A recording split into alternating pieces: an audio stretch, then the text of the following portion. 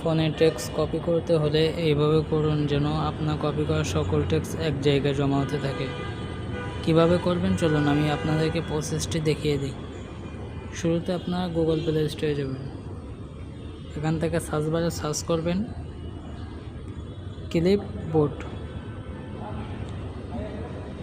অ্যাপসটি ইনস্টল করবেন। ওপেন,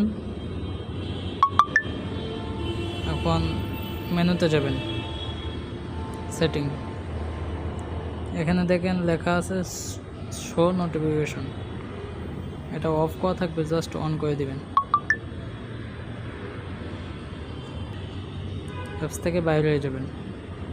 এখন আপনারা যে কোনো একটা টেক্সট কপি করবেন। মনে করেন আমি এই টেক্সটটা কপি করলাম,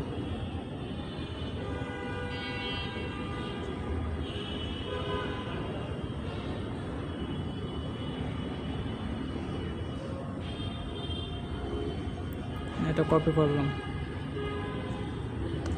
অটোমেটিক আপনার ক্লিপবোর্ডে এই দেখেন। সো ভিডিওটা যদি ভালো লাগে অবশ্যই লাইক কমেন্ট শেয়ার করবেন।